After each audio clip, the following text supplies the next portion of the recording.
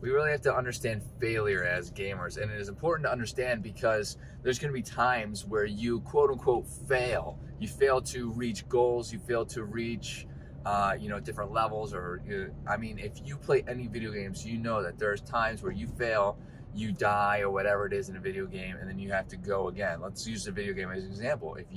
Elden Ring, I've been watching a lot of people play Elden Ring.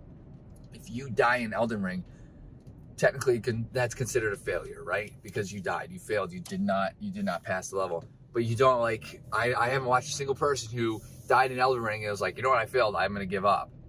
So do the same thing in life. Do the same thing in life. If you fail, it's not technically a failure unless you actually give up, so you gotta push forward. What's up, dreamers? Welcome to Driving and Vibing. We're talking about failure today.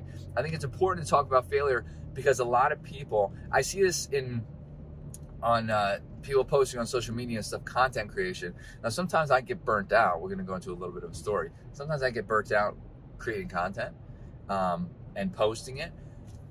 I feel like I get burnt out, but then I realize that if I stop, I stop. 99% of content creators are gonna stop within the first 5 years, stop creating content. That's like a statistic, I guess, something like that. Or it's 90%, I don't know. And you think about it and it's why are they doing that? And it's because they're not really getting traction, and maybe it's because they're not really enjoying it. There's a lot of reasons, but a lot of people think it's because their content's failing, even though it's not even gotten started, basically. And it's the same thing applies for video games. If you play your video game and you reach a level, right before the level you want to reach, let's talk competitive sports, esports.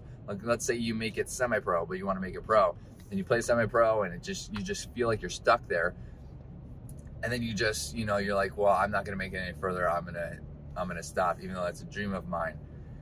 I've just lost my train of thought. I'm not really sure why. Anyway, it's not failure unless you make it a failure, right? So it's not really failure, it's learning experiences. So if you don't beat that boss in Elden Ring, unless you stop completely and you just never play the game again, it's not a failure. You probably know exactly, I learned something about that boss that I'm playing and why I died and why I didn't pass that level this time, and I'll do it different next time. The same applies for life and your health and wellness journey. And that's the premise of this video, is that your health and wellness journey is not going to be a linear, easy to follow path, right? Nothing in life is, or else life will kind of be boring. If everything was that simple, realistically, life would be pretty boring, right? Come on. So you have to understand that failure is only failure. If you're looking at it, and I try stuff all the time to try to stop eating sweets. I have a heavy sweet tooth. I always have. I love chocolate. I love cake. I love brownies, anything chocolate, really.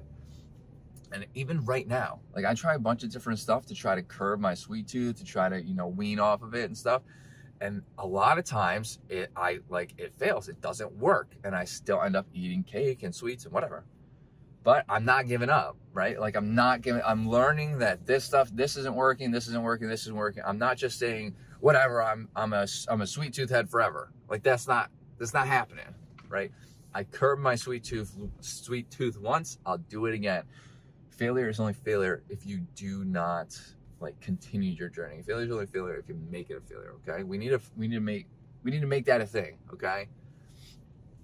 If you have anything to add, let me know in the comments. If you like what you heard, I know you can't see me anymore, I'm in a garage. If you like what you heard, hit that like button, helps out the channel. Hit that subscribe button for more content like this. And I hope to see everybody in the next video. Also, I'm going to add a super secret word, and we're going to use the number 80, spelled out, EIGHTY. Super secret word. Okay. Thanks for joining me on this episode, and later, Dreamers.